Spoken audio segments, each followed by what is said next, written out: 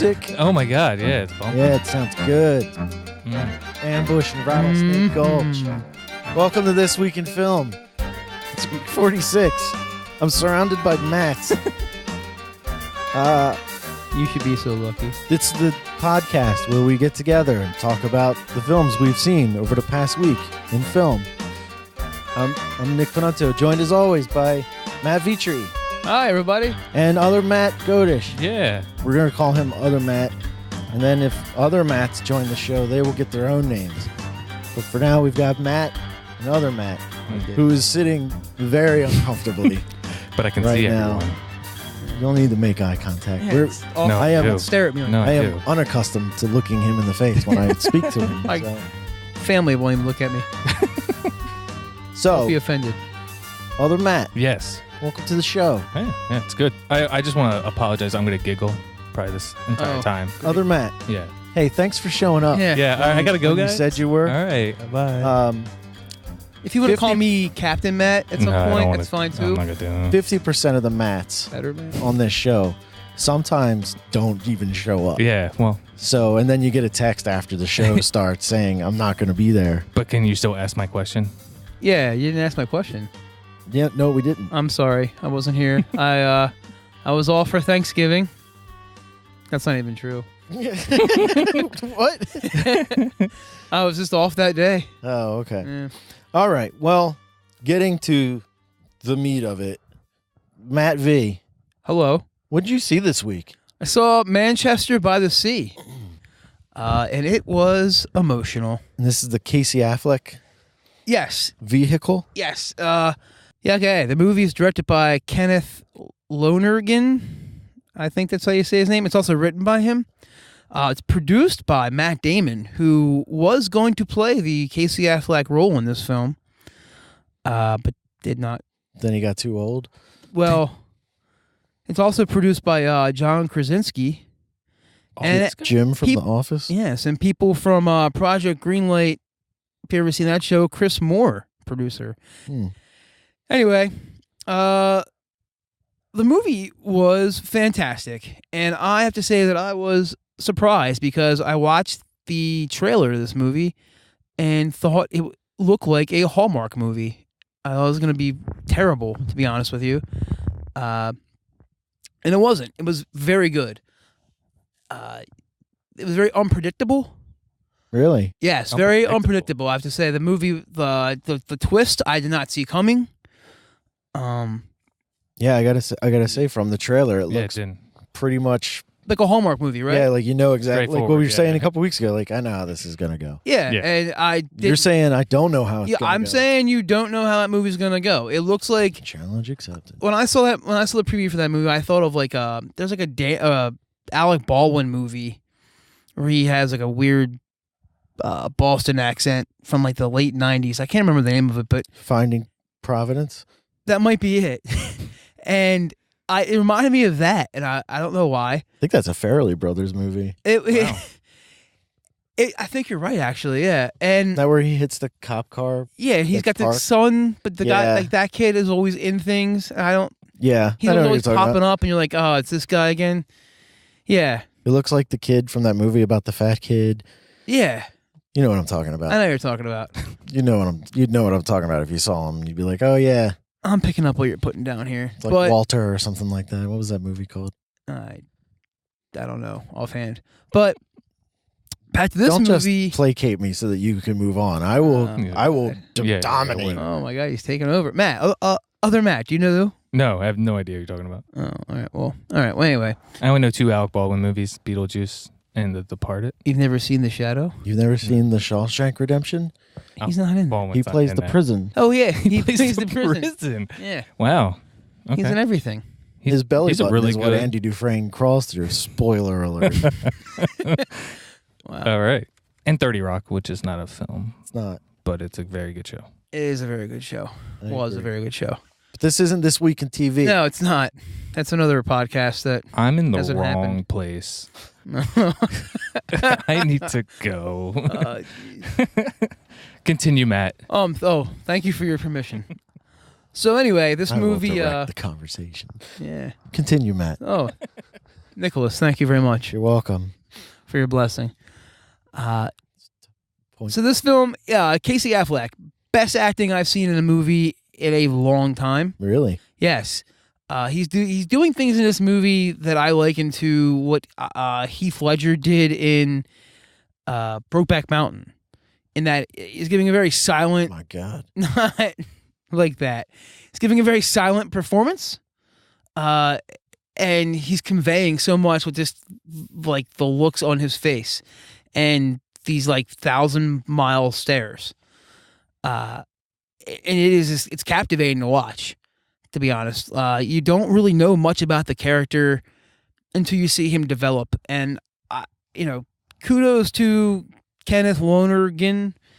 What he does to his character in this movie is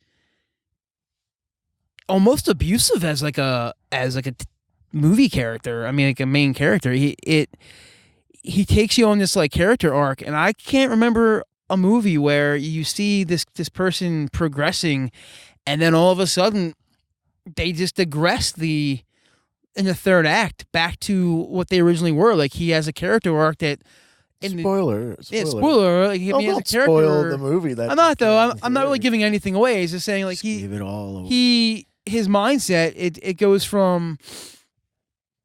I mean, I'll give this away. Like, he's living in Boston by himself in the beginning of the movie. I give him the beginning of the movie. You see that in the trailers. He's living by himself in Boston. You don't know. He looks like a loner. He's a janitor. Is he a genius janitor? No, he's not. He's not a genius janitor. Boring. That guy's not in the movie at all. But yeah, he's living in a studio apartment. His brother dies. That's not really a spoiler. That's also in the trailer. And he has to go take up. How does he die? He has congestive heart failure. That's a spoiler. See, we don't. Jeez. Yeah, I mean, that's not really a spoiler. It's Mm. They talk about that in the preview, OtherMatt. Do they? Please.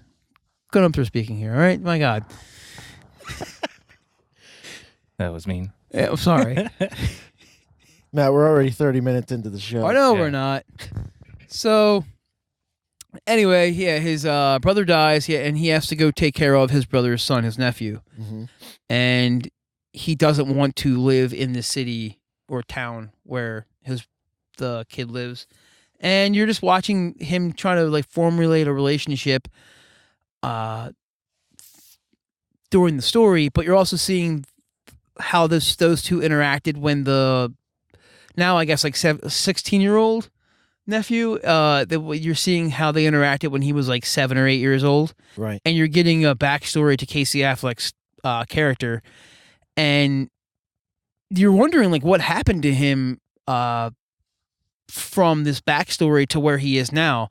And they're kind of, they kind of like give away little hints, and then they're not right. Like, he ends up getting into like a bar fight with people over, I'm not going to give that away because that kind of is the hint, but he gets into a bar fight with people for a reason, and you think, oh wow, okay, this is the direction this movie's going to go. He's plagued by this denial of something, but it doesn't go that route. And you're still like maybe 25 more minutes go by before you realize what happened. And he's going through this town, and everywhere he goes, people are saying, oh, I believe his character's name's Lee. Like, oh, that's Lee. And everyone seems to know who he is, and you don't know why everyone knows who he is. But again, this movie, it's my pick right now to win the Oscar. I haven't seen Moonlight yet. I plan on seeing that next week. Best picture. Yeah, I'm going to say I'm at least nominated for Best Picture. Casey Affleck's probably going to get nominated for an Oscar for Best Actor in this movie. Wow. That trailer definitely made it seem like that's what they were going for, though. But I mean, that was an trailer Oscar really movie looks like. trailer. I'm going to say, like, I watched that trailer 3 times because I was like trying to decide if I was going to watch that or Moonlight this week. And I actually I posted a question on my Facebook. Already page. plugging things, Whoa, huh? whoa, whoa, It's whoa. a little Well, I'm early to saying, plug. like, hey, what should I see? Who wants to hear about either Moonlight or Manchester by the Sea? And an overwhelming number of middle-aged women commented wanted to see Manchester by the Sea. So here I am talking about that. Oh, well, Okay. Hello, ladies. Yes. Yeah, you know who you are, and I hope you enjoyed my dissertation. Well, I want to see it, but you're right that like the trailer does make it look very by the books. So Yeah, that's very enticing, ladies. Oh. So that's cool. Yeah, and maybe I'll review it again Yeah, it's after fun. everyone's seen it. Maybe during Oscar season. So you didn't like the movie? I love this movie. I thought it was fantastic. However, You kept There was going. no, sorry. But however, like I was just gonna say say, like it wasn't like the. I tend to like I missed last week. I'm sorry about that again, Oh, you but did? Ray, No one I noticed. guess reviewed Nocturnal Animals. And That's right. We're not going over it. I'm You not didn't going to see go it this over it week. all. You didn't see it this week. I'm not. You blew it. I'm just saying. I think I like Nocturnal Animals a little bit better than Manchester by the Sea. Personal preference, but I could see this being the Oscar winner. Really? Yes. Okay. Yeah. So Wow. there So would you say it was fantastic? you go. Captain. Speaking of fantastic, See, I watched. I saw a bunch of movies this week. Over the Thanksgiving holiday, I saw Captain Fantastic, Oh yes. and it was very good. Oh, It's a see? very good movie. Viggo Mortensen was excellent. This is part one of our update segment for this week. I'm not going to go into everything that we went into the other week, but Viggo Mortensen was fantastic. But I hated his character. He was a monster of a human being. Yeah. He's a horrible, horrible person. Yeah. But he plays it well, right? No, like the acting in the movie is just phenomenal. I feel like a lot of it is a little too stereotypical.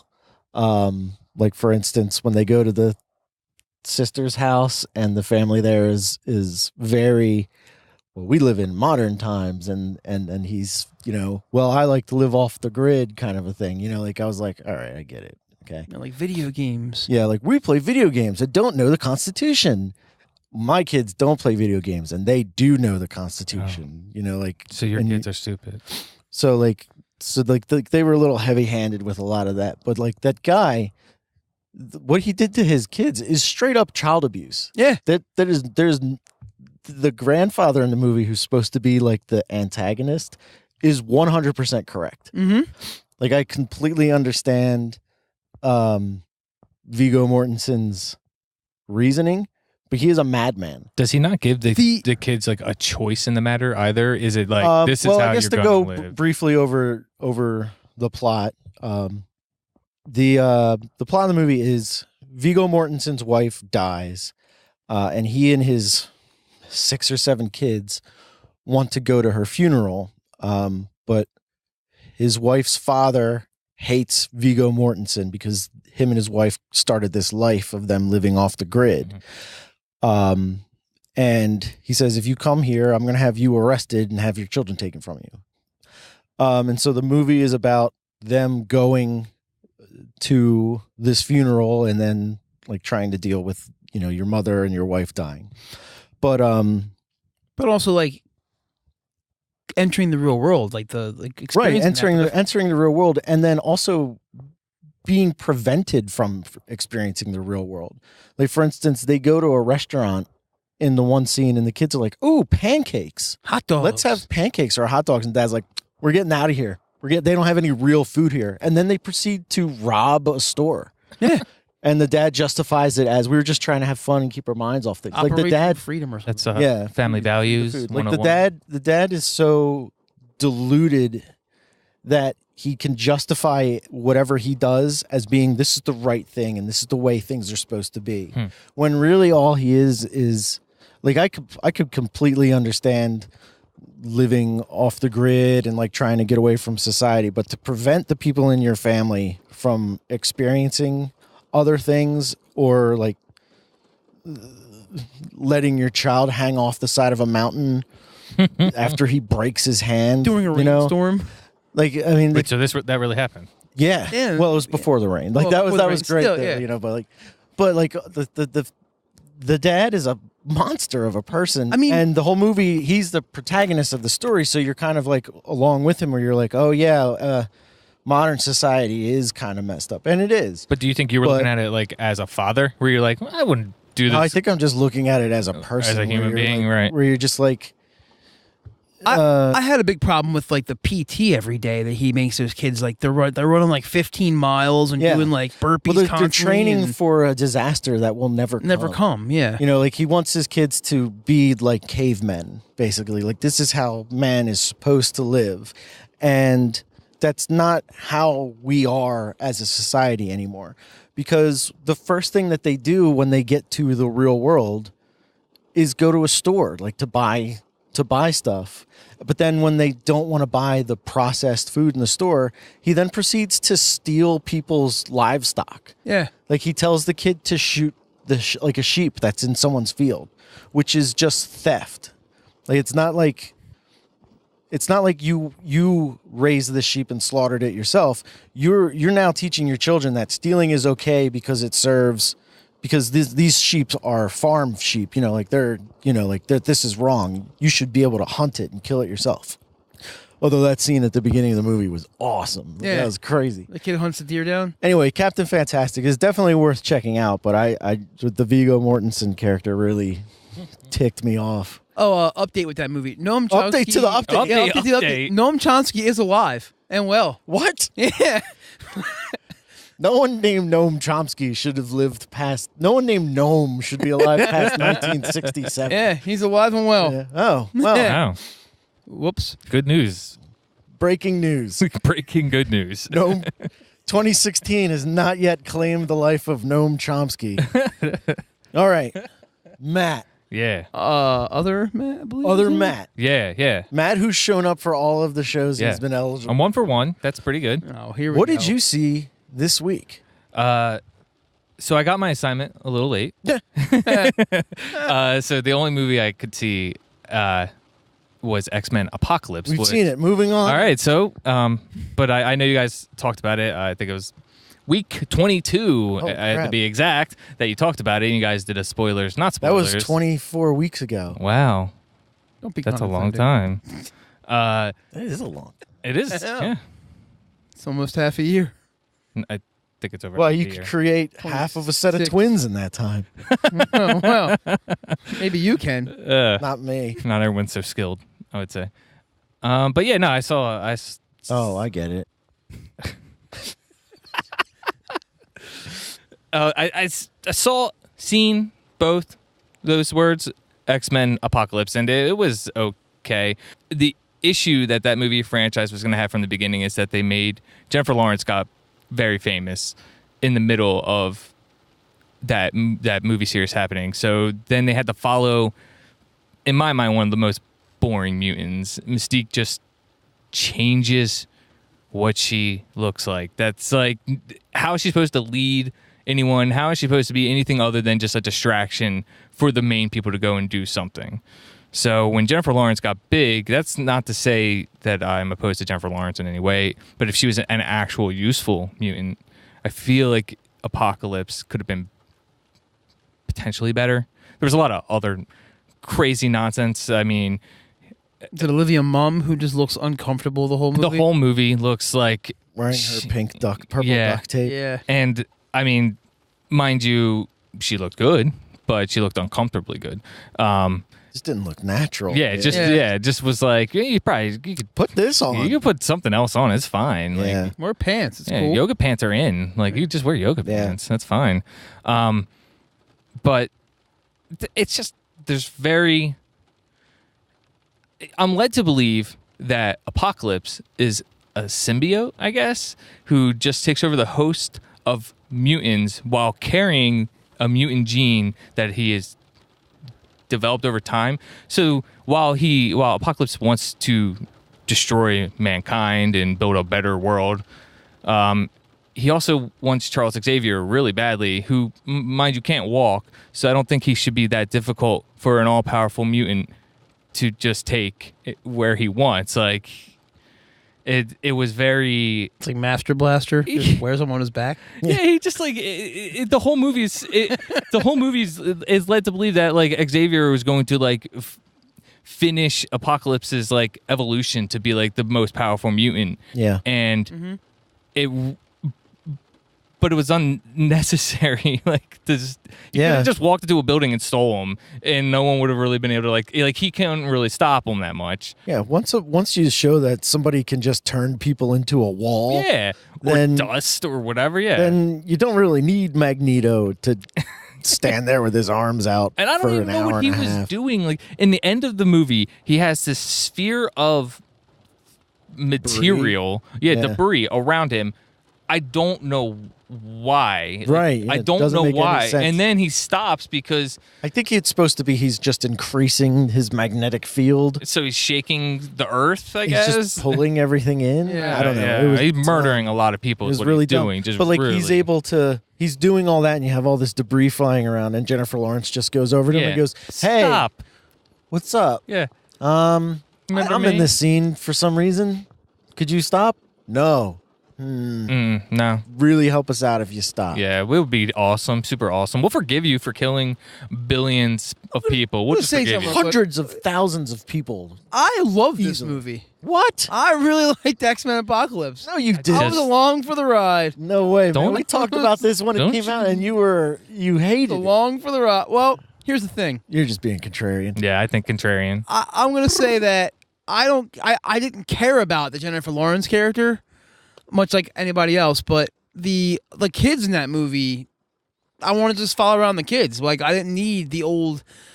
Well, you didn't need, like, the Magneto, like, hey, he's good. He's a good guy. He's a bad guy. He's a good guy again. Yeah. Like he always is in all those movies. Like, just take him out. You can't have Magneto be a good guy, and that's what the movies want. The movies want Magneto to be, like, this good guy. Yeah, absolutely. And he's not a good guy. Or he like just believes that what he's doing is right.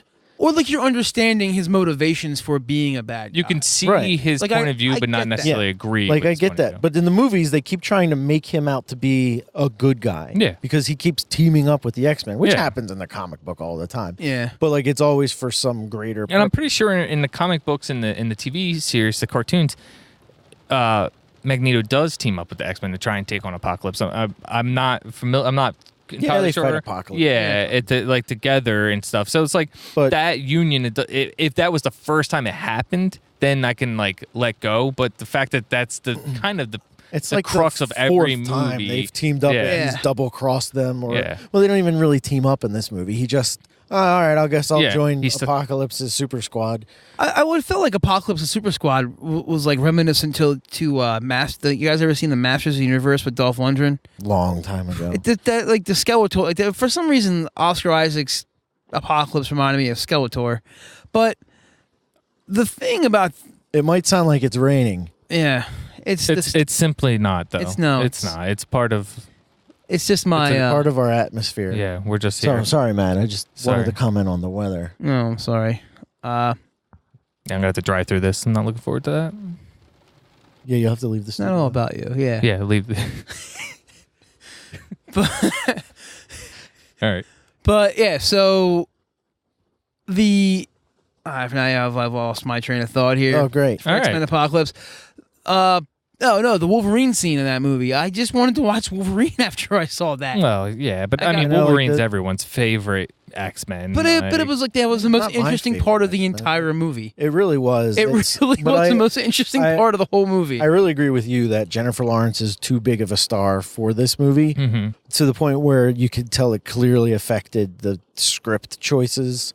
Absolutely. Where Jennifer Lawrence doesn't belong in the movie at all, but a lot of that stuff doesn't belong in the movie. Yeah. Like, so much of it is just a waste of time. It really got me thinking of Last Stand, the third X-Men film. Too many new characters, things, too much going trying to introduce too much. I thought this movie was leaps and bounds better than the X-Men Last Stand. I agree. But it's still. Like I said during the last review, even Bryan Singer can make a bad X-Men. Yeah, and that's a sad world we live in. It is, sure. because... Well, it's because his movie, like, I think that they've become formulaic for him. And I think, if you watch... I mean, he's only made 4 of them. And yeah. Like, the first 3 he made were great. I also think it was more like he was given, like... Days of Future Past was awesome. I thought it was... I think that's the best one thus far. And it was really good. And he I might like X-Men 2 more, but I X-Men- really like it. Yeah. I mean, I like X-Men 2 a lot, but if you like, I rewatched that maybe like a month ago, and there's like the same problem I had with the first X-Men movie. After I saw it for the first time and like rewatched it, there really isn't that like a lot of action in either one of those movies. There's a lot of dialogue. And Well, there's a lot of. There doesn't need to be a lot of action. There's a there's a lot of character development. There's a lot of story, so that when the action does happen, you care about what's happening to these characters. Like when the army guys invade the school and Wolverine's going around slashing those guys up in X-Men 2, you're concerned for what's happening in the scene. Whereas in this new Apocalypse movie, oh hey look, Olivia Munn. I don't care. I know that she's going to lose. The Wolverine movie, though, the last Wolverine movie that The Wolverine? Yeah, the Wolverine. That movie was That awesome. movie had a ton of action and developed like the character and the story during the action sequences. I don't think that like that's something that maybe that wasn't figured out.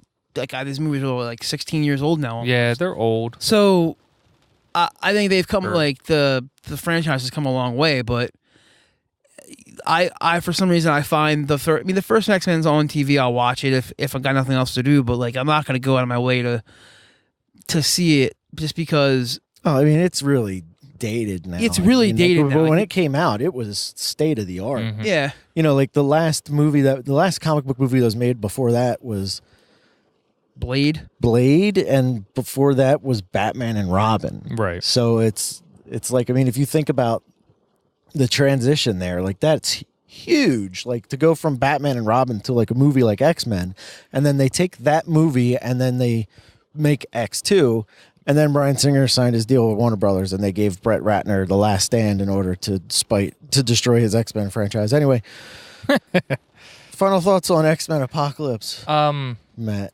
I will say that X-Men is one of the few movies that like would benefit from what Marvel has done with the other comic book characters, like giving some of them their own origin stories other than Wolverine, and then pulling them together for a few big movies. I think you mentioned that in your week 22, and it was. I sound so smart. There's very like interesting characters, and mutants are extremely interesting in the sense that like they're the life they have to live being a mutant.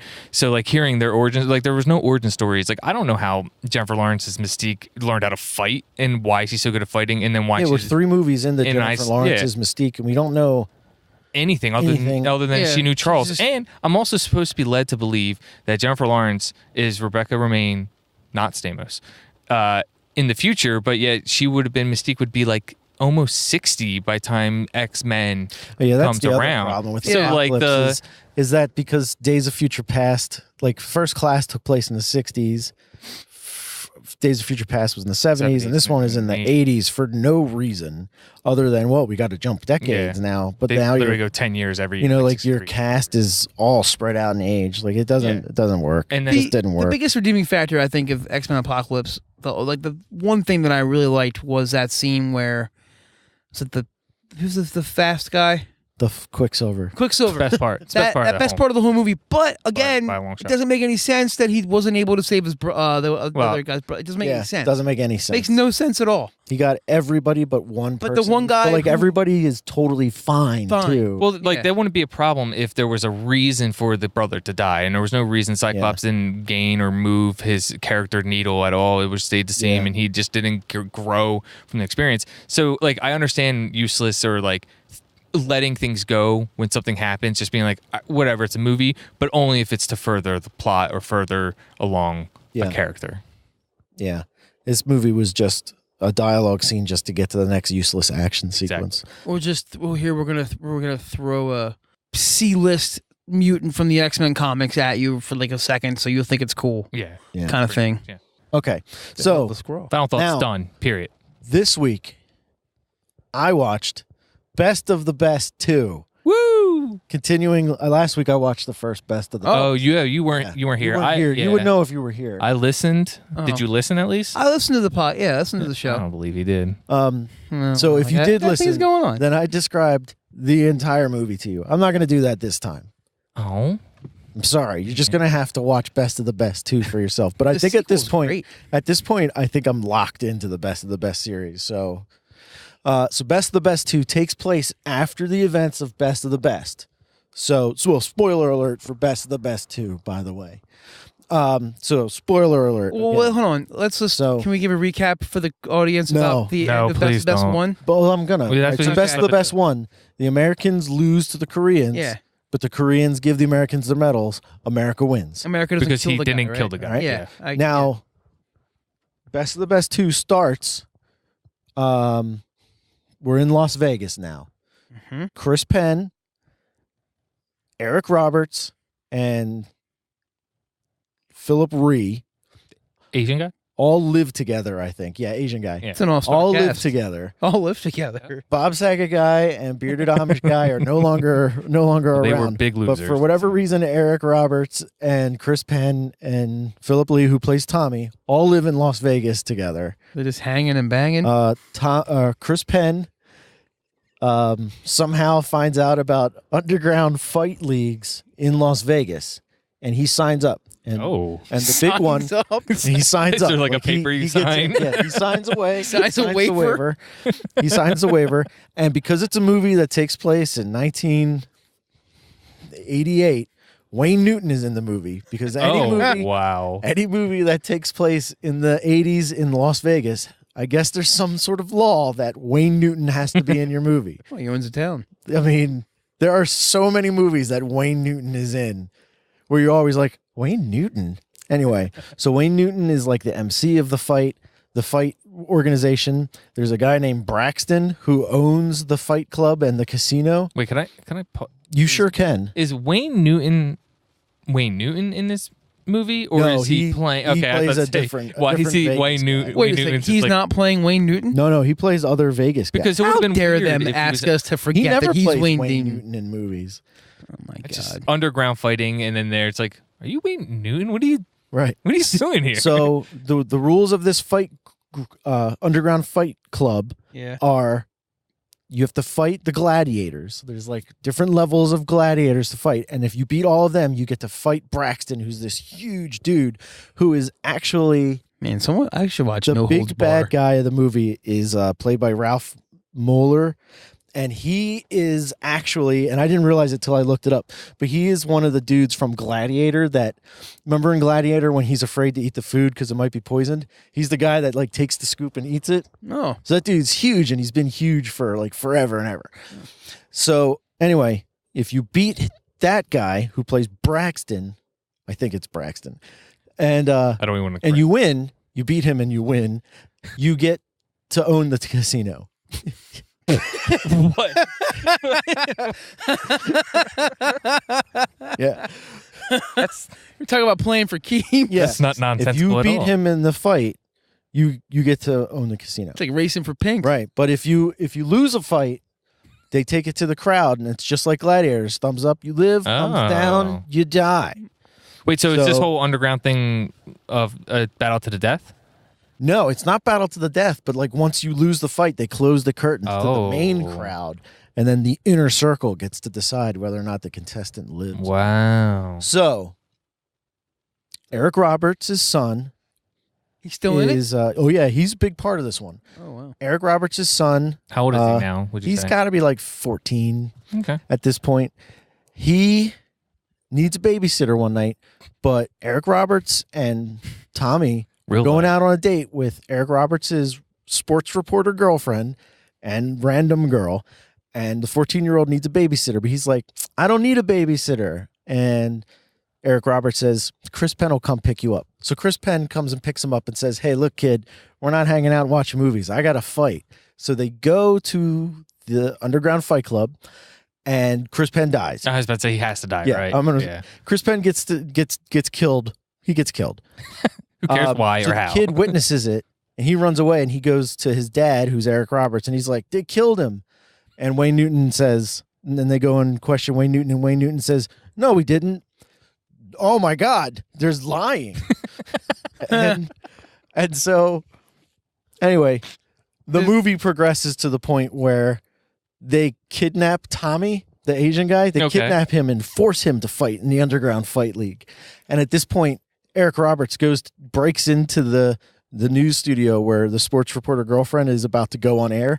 And he says, "You need to report on this right now."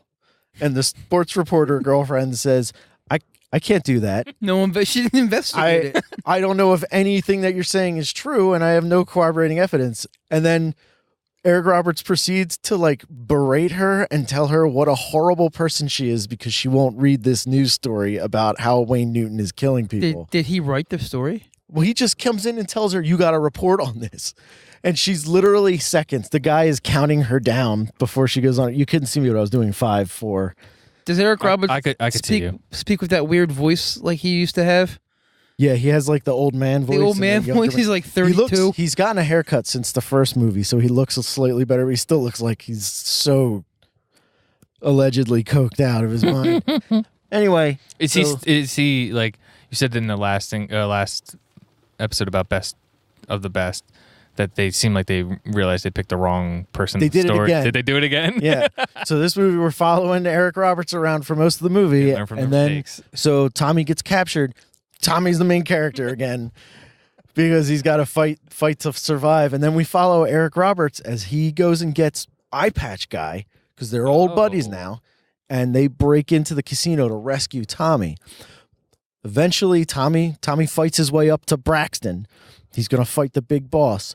And Eric Roberts gets there just in time and he goes, "All right, Tommy, beat him up."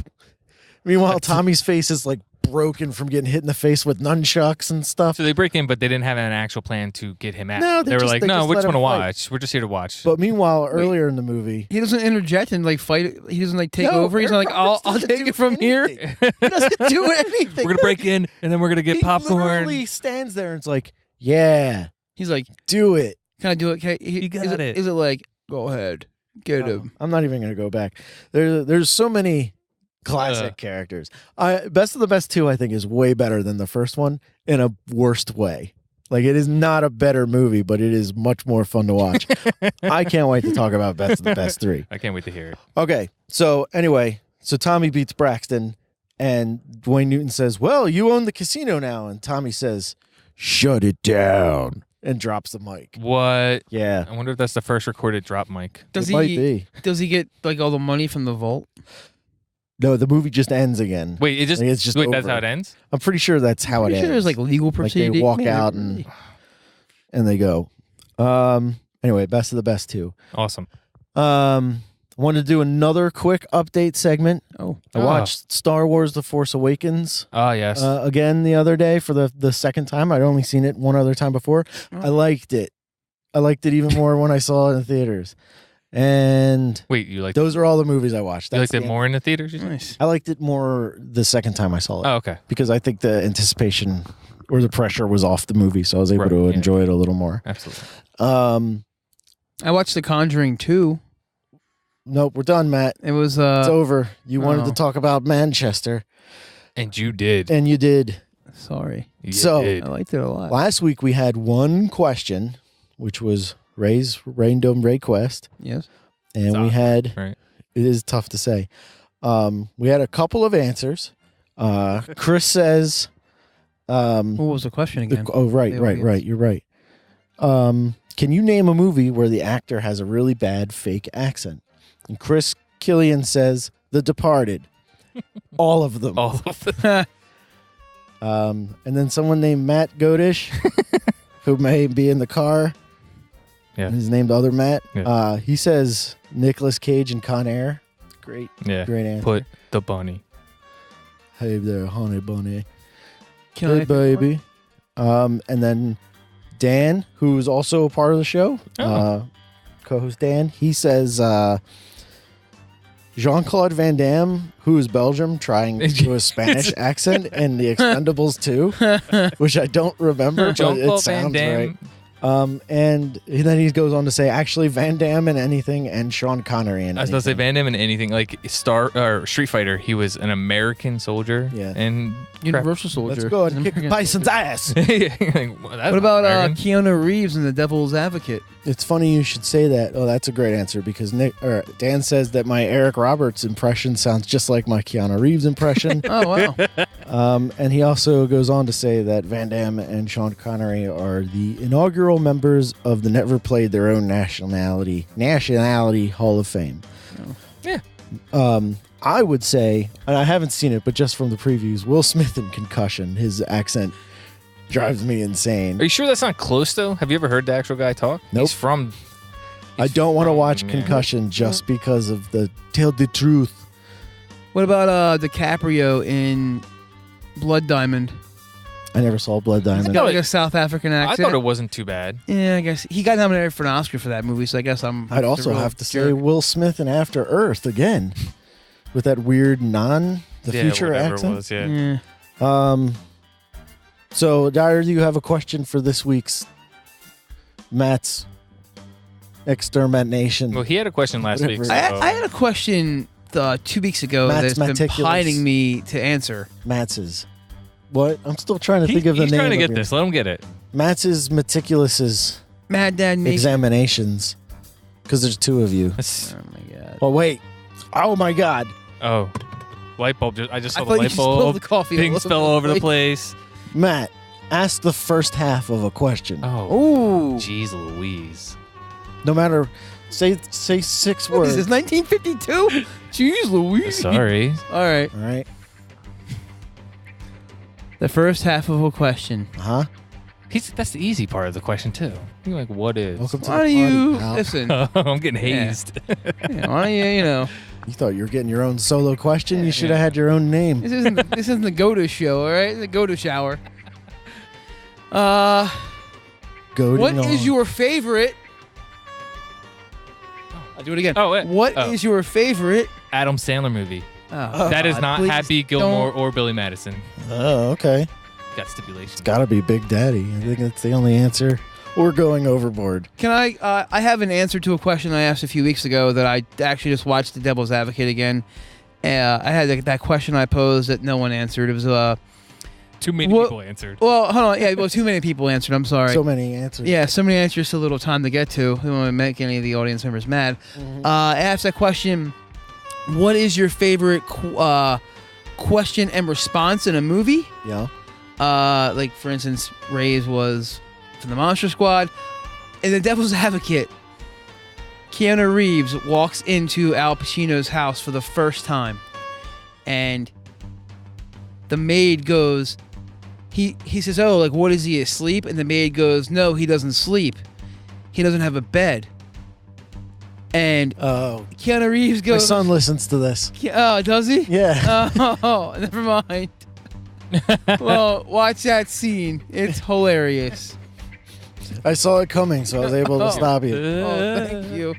Sometimes they get through, but I saw that one coming a mile away. Oh, it's one of the best questions. How would they say it on TBS at 3 o'clock in You'd the say, afternoon? where does he fandango?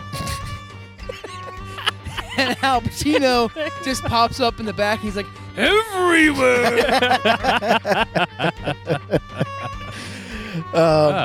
And Well I worked. laughed forever. That was perfect. All right, so this week's question is, what is your favorite Adam Sandler movies?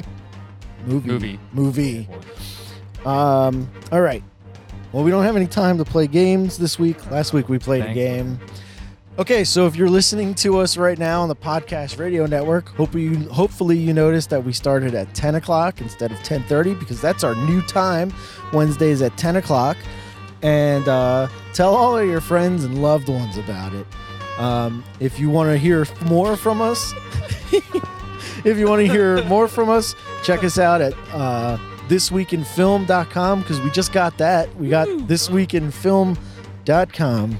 You don't have to go to This Week in Film podcast anymore, but go ahead, type them both in, see what happens. Break the internet. One of them takes you to a website. The other one takes you down a Both rabbit of hole. them do. Both of them do. Check out setandtomatoes.com. Who? Yeah. You can answer the Matt's question on our Facebook, Twitter, or our website, or Google Plus, any of the regular stuff. And anyway, plugs, anything for you guys? Matt Godish, got a plug? What? You have a I'm not plug? famous. I don't plugs. No plugs for Matt? Again, check me out. My Instagram is growing. I'm posting more pictures. You're not famous. Twitter, it's just Matt Vitri, and mattvitri.com. Okay. And Hit me up. check out Charlie's book, Boy Zero. I saw a copy of it tonight. He was talking months ago about a black and white edition of the book coming out, and I saw it. It looks very cool. I was shocked at how different the black and white book looked from the color one. It was really cool. So I didn't actually get to ask him where you can get it from, but I'm sure it's available on Amazon, so check that out. Or demand that your local comic book store gets it in there. Anyway, thanks for listening. If that's the end of the reel, we'll see you next week in film. That's what I say at the end of the show, Matt. Yeah, all right, bye. It's really bad. Bye.